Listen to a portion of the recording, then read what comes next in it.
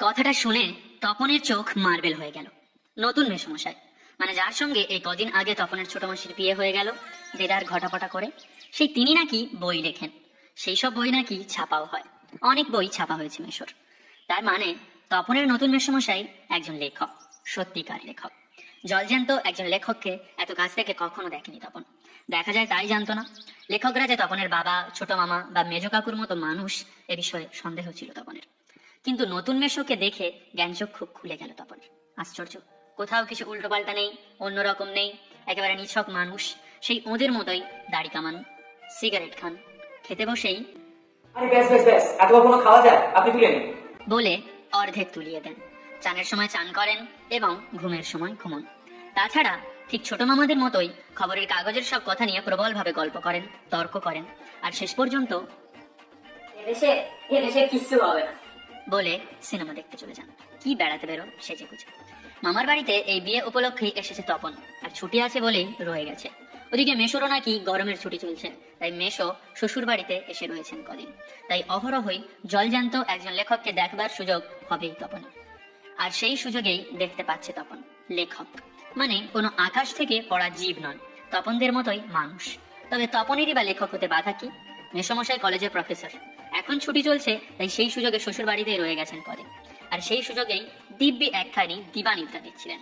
ছোট মাসি সেই দিকেই ধাবিত হয়। তপন অবশ্য করে প্রবল আপত্তি তোলে, কিন্তু কে শুনে তার কথা? ততক্ষণে তো গল্প ছোট মাসির হাতে চলেই গেছে। হইচই করে দিয়ে দিয়েছে ছোট মাসি তাঁর ঘুম ভাঙিয়ে। তপন অবশ্য মাসির এই হইচইতে মনে মনে পুলকিত হয়, মুখে আ আ করলেও হয়। কারণ লেখার প্রকৃত মূল্য বুঝলে নতুন মেশোই বুঝবে রত্নের মূল্য জহুরির কাছে। একটু পরেই ছোট মেশো ডেকে পাঠান তপনকে, এবং বোধ করি নতুন বিয়ের শ্বশুর বাড়ির ছেলেকে খুশি করতেই বলে ওঠেন, তপন, তোমার গল্প তো দিব্য হয়েছে, একটু কারেকশন করে করে দিলে ছাপতে দেওয়া চলে। তপন প্রথমটা ভাবে ঠাট্টা, কিন্তু যখন দেখে মেশোর মুখে করুণার ছাপ, তখন আহ্লাদে কাঁদো কাঁদো হয়ে যায়। তাহলে বাপু, তুমি ওর গল্পটা ছাপিয়ে দিও, তোমার উপযুক্ত কাজ হবে সেটা। তা দেওয়াই যায়। আমি বললে সন্ধ্যাদারের সম্পাদক না করতে পারবে না। ঠিক আছে তপন, তোমার গল্প আমি ছাপিয়ে দেবো। বিকেলে চায়ের টেবিলে ওঠে কথাটা, আর সবাই তপনের গল্প শুনে হাসে, কিন্তু মেশো বলেন, না না, তপনের লেখার হাতও আছে, লেখার চোখও আছে। নচিত এই বয়সের ছেলেমেয়েরা গল্প লিখতে বসলে রাজা রানীর গল্প, না খেতে মরে যাওয়ার গল্প, এইসব খুন যখন অ্যাক্সিডেন্ট, এইসব মাল মশলা লেগে বসে। কিন্তু তপন যে সেদিকে যায়নি, এটা খুবই ভালো লক্ষণ। ও কেবল তার স্কুলে ভর্তি হওয়ার প্রথম দিনের অভিজ্ঞতা আর অনুভূতি নিয়ে লিখেছে। এটা খুবই ভালো লক্ষণ, ওর হবে। তপন বিহব্বল দৃষ্টিতে তাকায়। তারপর ছুটি ফুরলে মেশো গল্পটি নিয়ে চলে গেলেন। তপন কৃতার্থ হয়ে বসে বসে দিন গোনে। এই কথাটাই ভাবছে তপন রাত দিন। ছেলেবেলা থেকেই তো রাশি রাশি গল্প শুনেছে তপন, আর এখন বস্তা বস্তা পড়ছে। কাজে গল্প জিনিসটা যে কি সেটা জানতে তো বাকি নেই। শুধু এইটাই জানা ছিল না সেটা এমনই সহজ মানুষই লিখতে পারে। নতুন মেশোকে দেখলে জানলো সেটা। এর কিছুদিন পর আবার ছোট মেশো তার মামার বাড়িতে এলো। তবে আর পায় কে তপনকে? দুপুরবেলা সবাই যখন নিথর নিথর, তখন তপন আস্তে আস্তে একটি খাতা, হোম টাস্কের খাতা আর কি, যেটি বিয়ে বাড়িতেও মা না নিয়ে ছাড়েননি, আর কলমটি নিয়ে তিনতলার সিঁড়িতে উঠে গেলেন। আর তোমরা বিশ্বাস করবে কিনা জানি না, এক আসনে বসে লিখেও ফেললো আস্ত একটা গল্প। লেখার পর যখন পড়লো, গায়ে কাঁটা দিয়ে উঠলো তপনের, মাথার চুল খাড়া হয়ে উঠলো। এ কি ব্যাপার? এই যে সত্যি হুবহু গল্পের মতোই লাগছে। তার মানে সত্যি একটা গল্প লিখে ফেলেছে তপন।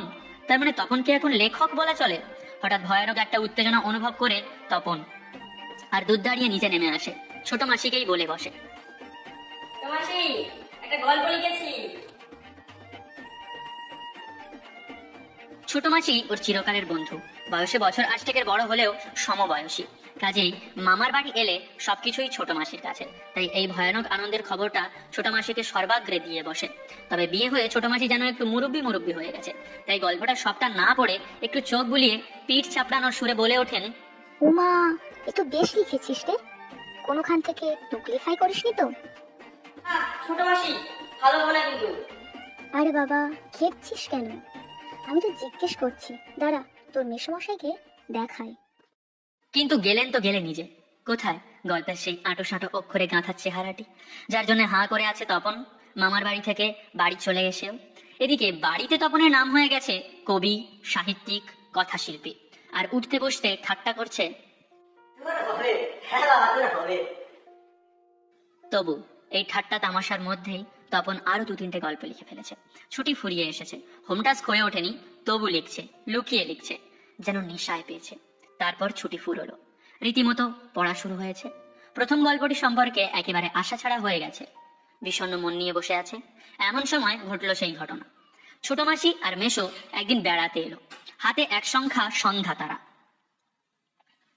বুকের রক্ত ছলকে ওঠে তপনের। তবে কি সত্যিই তাই? সত্যিই তপনের জীবনের সবচেয়ে সুখের দিনটি এলো আজ? কিন্তু তাই কি সম্ভব?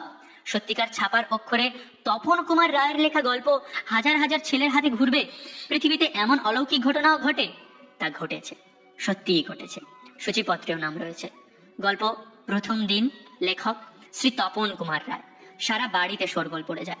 তপনের লেখা গল্প পত্রিকায় ছাপা হয়েছে, ওর লেখক মেশো ছাপিয়ে দিয়েছে। পত্রিকাটি সকলের হাতে হাতে ঘুরে। একটু কারেকশন করতে হয়েছে, আসলে নেহাত কাঁচা তো। তা হোক, নতুন নতুন অমন হয়। ও তাই? তাহলে ফট করে লিখলো আর ছাপা হয়ে গেল।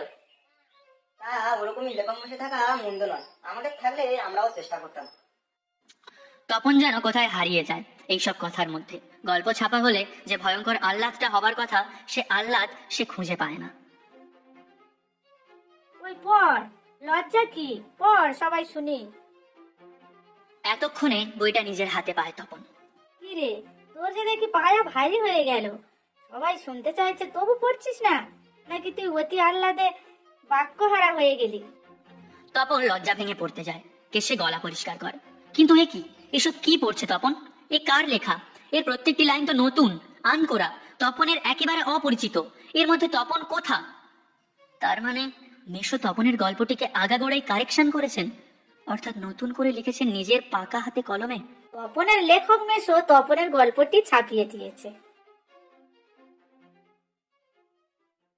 তপন বইটা ফেলে রেখে চলে যায়। তপন ছাদে উঠে গিয়ে শার্টের তলাটা তুলে চোখ মোছে। তপনের মনে হয় আজ যেন তার জীবনের সবচেয়ে দুঃখের দিন। কেন তা জানে না তপন। শুধু এই দুঃখের মুহূর্তে গভীরভাবে সংকল্প করে তপন, যদি কখনো লেখা ছাপতে দেয় তো তপন নিজে গিয়ে দেবে। নিজের কাঁচা লেখা ছাপা হয় হোক, না হয় না হোক। তপনকে যেন আর কখনো শুনতে না হয় অমুক তপনের লেখা ছাপিয়ে দিয়েছে। আর তপনকে যেন নিজের গল্প পড়তে বসে অন্যের লেখা লাইন পড়তে না হয়। তার চেয়ে দুঃখের কিছু নেই, তার চেয়ে অপমানের কিছু নেই।